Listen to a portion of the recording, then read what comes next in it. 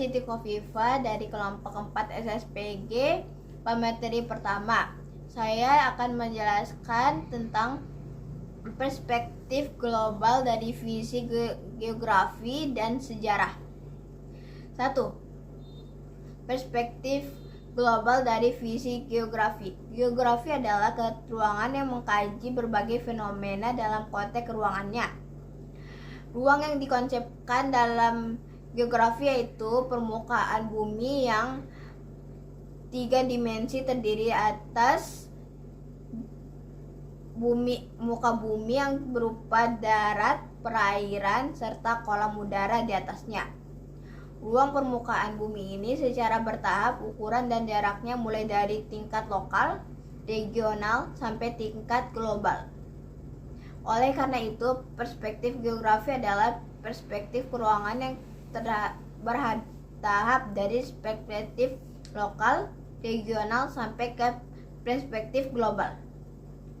Perspektif geografi atau perspektif keruangan adalah suatu kemampuan memandang secara mendalam, berkenan dengan fenomena, proses, dan masalah keruangan permukaan bumi, baik masa lampau, saat ini, terutama untuk masa yang akan datang.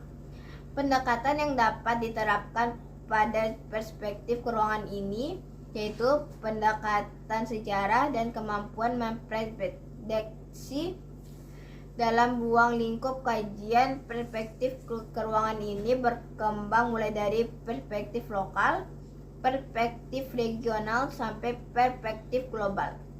Perhatikan, amati, dan hayati, serta perkembangan yang terjadi di tempat Anda dari waktu ke waktu. Bagaimana keadaan pemukiman, jalan, pertanian, pengairan, perdagangan, dan keadaan penduduk setempat. Melalui proses pengamatan perspektif lokal, Anda dapat menyaksikan bahwa perkampungan yang satu dengan yang lebih luas dari perkampungan lainnya, yaitu karena adanya jalan, alat angkutan atau transportasi, juga karena arus manusia dan barang. Di sini terjadi proses sosial ekonomi dalam bentuk interaksi antar penduduk. Anda telah mengamati dan menghayati meluasnya perkampungan. Anda juga dapat mengamati serta menghayati meluasnya suatu kota. Anda dapat mengevaluasi perkembangan kota yang bersangkutan dari waktu ke waktu. Selain area atau kawasan yang makin luas, juga isi kota itu mengalami perkembangan pemukiman penduduk, tempat pembelanjaan, pasar, jaringan jalan, jumlah penduduk, dan seterusnya mengalami perubahan serta pengembangan. Bahkan Anda memperhitungkan masa yang akan datang atau memprediksi bahwa kota-kota kecil itu akan bersambung satu sama lain dan akan membentuk kota yang lebih besar dari semula. Dalam proses perluasan kota dan penambahan serta pertambahan penduduknya, telah terjadi proses yang dikenal dengan sebutan urbanisasi. Urbanisasi adalah sebagai suatu proses menurut W.J. Waworioto, Asyarif Puradjimanja, Uttom Rustam, terjadi karena adanya 3 yang berkaitan satu sama lain. 3 peristiwa yang termasuk dalam urbanisasi yaitu: 1. Perpindahan penduduk dari desa ke kota. 2.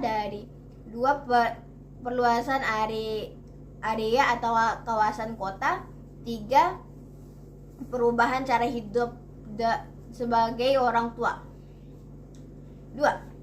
Perspektif global dari visi sejarah telah diungkapkan oleh Immanuel pada abad ke-19 kepada abad ke-18 bahwa sejarah dan geografi merupakan ilmu dwi tunggal, artinya jika sejarah mempertanyakan suatu peristiwa itu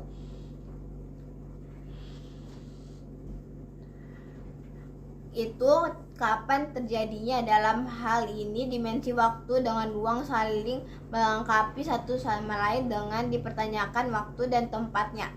Maka karakter peristiwa itu menjadi jelas adanya. Dapat digambarkan bahwa perspektif sejarah mengacu pada konsep waktu, atau dengan kata lain perspektif sejarah itu sama dengan perspektif waktu. Terutama waktu yang sudah melampau mengacu pada konsep waktu, atau dengan kata lain perspektif sejarah itu sama dengan perspektif waktu. Terutama waktu yang sudah melampau. Perspektif sejarah adalah suatu peristiwa membawa citra tentang suatu pengalaman masa lampau yang dapat dikaji hari ini untuk memprediksi kejadian-kejadian yang akan datang. Selanjutnya, perspektif global dari sudut pandang sejarah tentang tokoh-tokoh bangunan-bangunan, perang, pertemuan internasional, dan peristiwa-peristiwa sejarah yang memiliki dampak luas terhadap tatanan kehidupan global.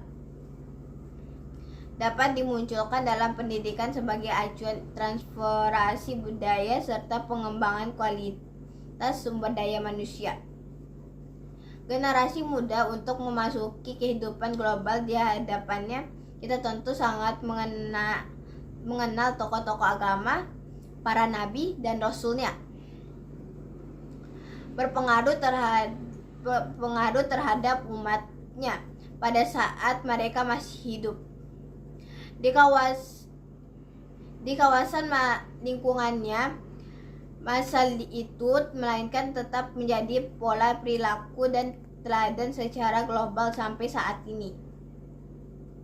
Tokoh sejarah, bahkan tokoh dunia demikian itu menjadi sorotan perspektif global, bukan hanya dari sudut pandang sejarah, melainkan juga dari sudut pandang ilmu lainnya.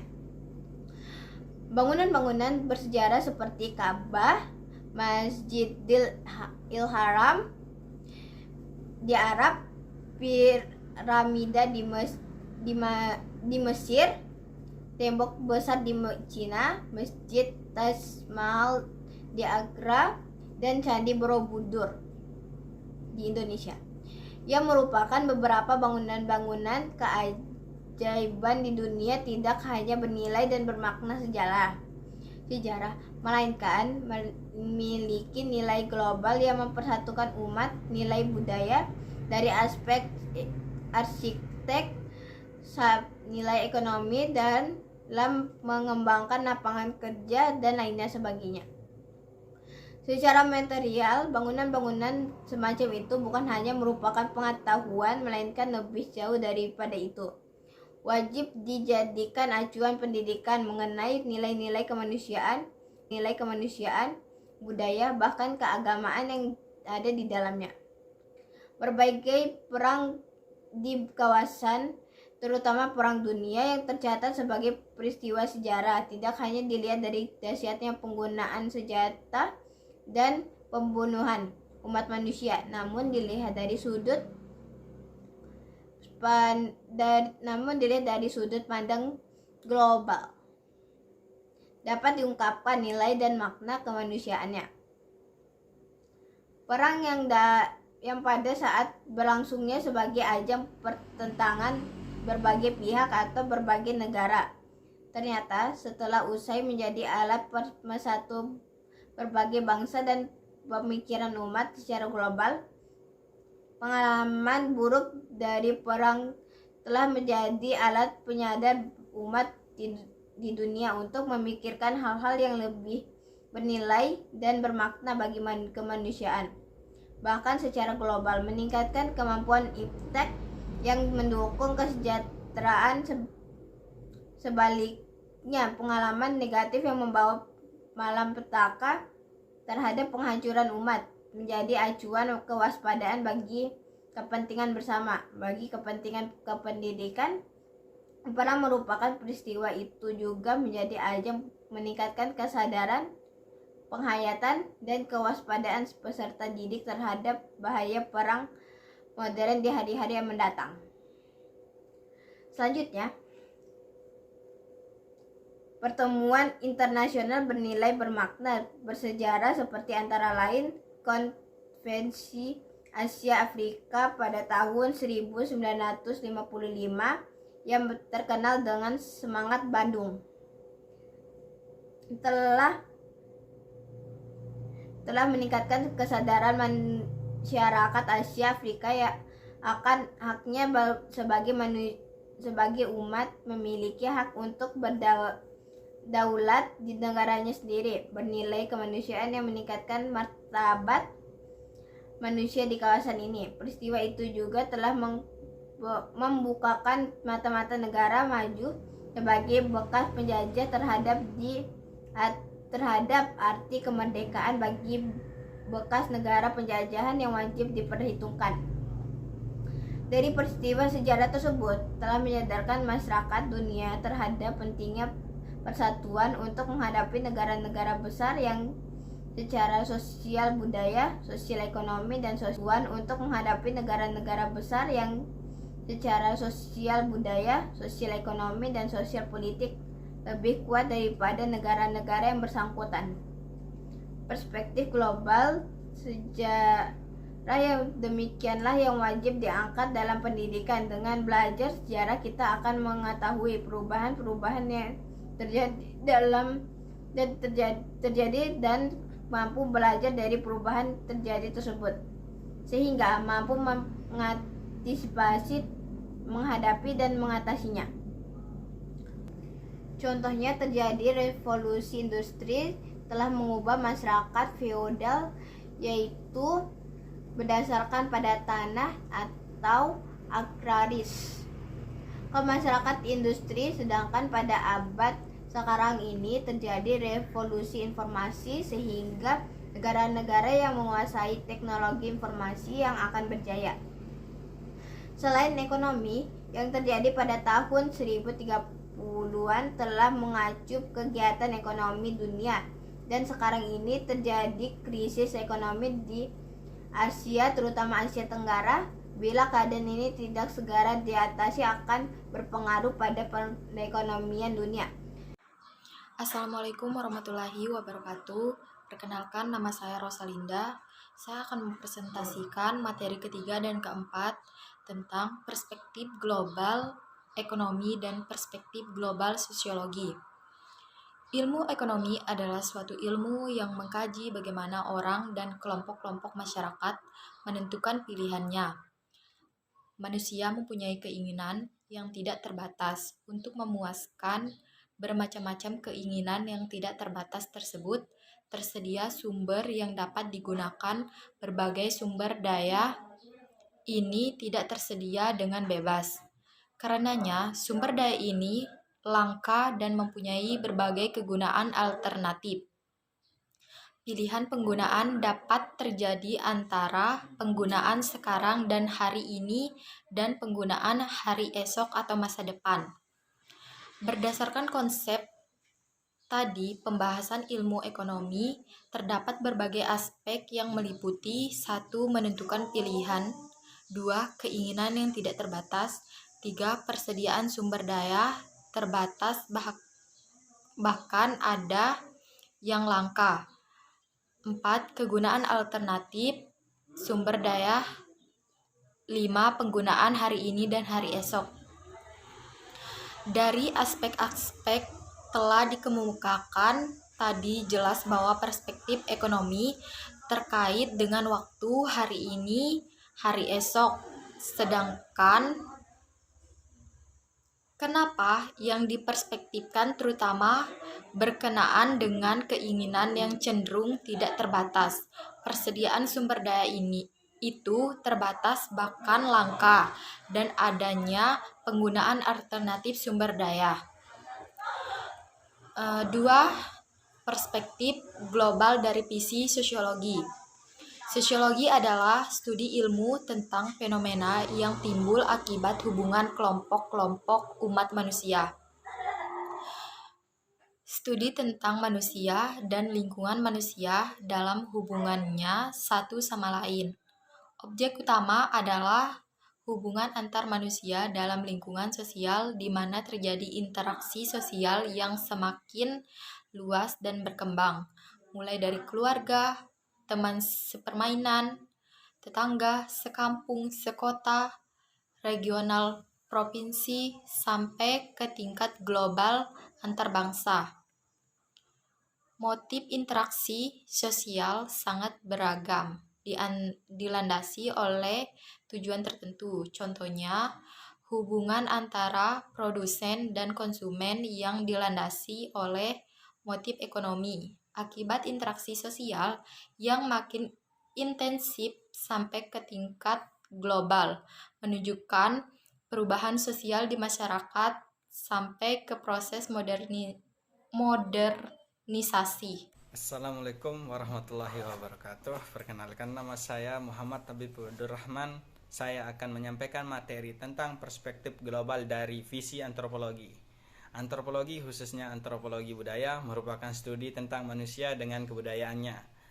Antropologi adalah studi tentang manusia dengan pekerjaannya, lebih menitik beratkan kepada kebudayaannya sebagai hasil pengembangan akal pikiran manusia.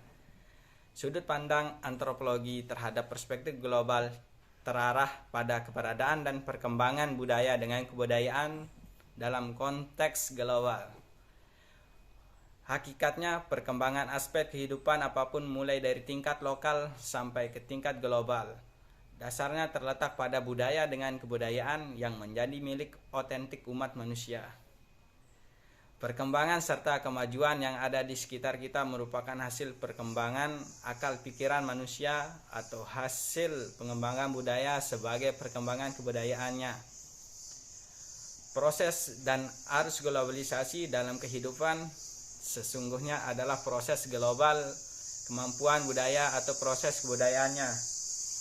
Iptek yang terus berkembang merupakan produk akal pikiran manusia. Manusia harus mengembangkan dan meningkatkan daya pikir yang aktif kritis agar dapat menghindar dari ketergantungan terhadap iptek. Sudut pandang antropologi terhadap perspektif global berarti mengamati, menghayati, dan memprediksi perkembangan kebudayaan secara menyeluruh yang aspek serta unsur-unsurnya berkaitan satu sama lain terintegrasi dalam kehidupan umat manusia. Pendidikan tidak dapat terlepas dari interaksi sosial. Suasana kondusif sangat ditentukan oleh ketentraman jaminan peraturan, kepemimpinan dan pemerintahan yang stabil sehingga tumbuh ketenangan hati dan kesadaran dalam diri. Kejadian-kejadian global dapat diketahui oleh jutaan manusia di berbagai belahan dunia dalam waktu yang singkat berkat perkembangan iptek. Peristiwa, proses, dan harus global yang dapat demikian merupakan pengetahuan, pengalaman kehidupan sehari-hari. Namun kita semua wajib memilih mana yang berdampak positif bagi perkembangan dan peningkatan kualitas sumber daya manusia generasi muda dalam kehidupan manusia yang semakin terbuka. Persilangan kebudayaan sudah menjadi suatu kebutuhan karena proses tersebut tidak dapat dicegah apabila suatu negara ingin menjadi bagian dari warga dunia.